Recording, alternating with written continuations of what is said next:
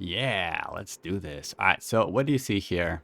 So basically you see like some type of automated thingy that collect a whole lot of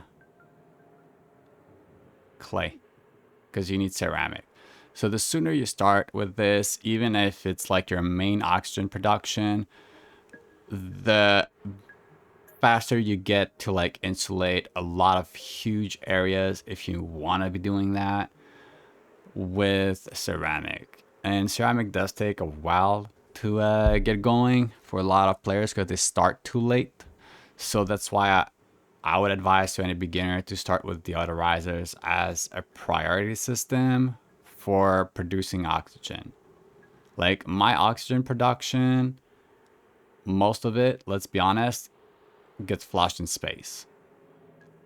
So the only time I'll have oxygen being inputted in here is if it gets too low for whatever reason, but I don't have like an insane amount of duplicates either. So a few things you need to keep in mind. You get polluted oxygen evaporating at the top and left of one tile of those. So for me, I figured like the indenting thing was not necessary. So that's why I did the whole straight line kind of deal. So it gave me as much as if I stretch it out like all the way. So that was like the beginning idea for me. So it works as long as you're constantly around 1,000 to 1,500 grams of pressure. It will work very, very well.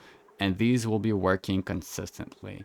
The problem is that the pressure itself from the oxygen and constantly being produced, how fast can you spread it outwards? That is the question. So with that in mind, I could have built the entire system here next to this. So this here does not evaporate like rogue kind of gas elsewhere. Initially had some problems controlling this.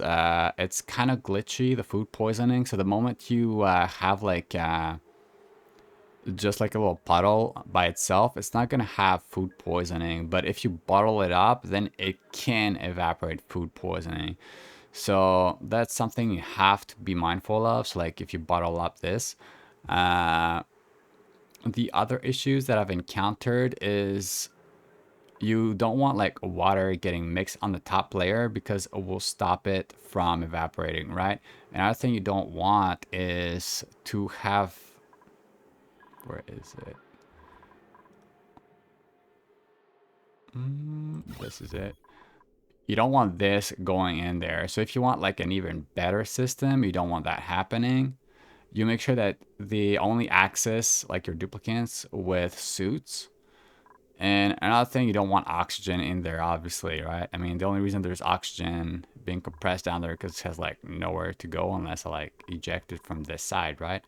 So that's why I had to like open it up a little bit. But at the same time, there is this wall so that, I don't get polluted oxygen in my base with all the germs because then they start spreading. Uh, so this system works really nice. What I found that works for me is basically having these collect over like after some cycles, and then I can just like plop these maybe like on a certain timer. But these things here can easily like within 1 second fill one of those up. You have to be mindful of that, right? uh so it doesn't take long. They're just gonna like do a little sucking thing, and they'll probably like clean off the entire ground in like maybe less than 2 seconds. So the more of those storages you have available to them, the more likely that they can use their power for something useful. So they'll be using the same amount even if they just throw in there like 1 kilogram or even less, okay? So you're wasting a whole lot of power using those when they can fill it up in like 1,000 kilograms in one load.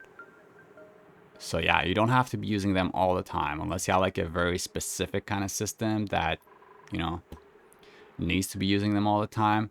So hopefully this helps you a little bit more in power management and also oxygen production. I have other kind of systems that worked in the past and in the future or whatever.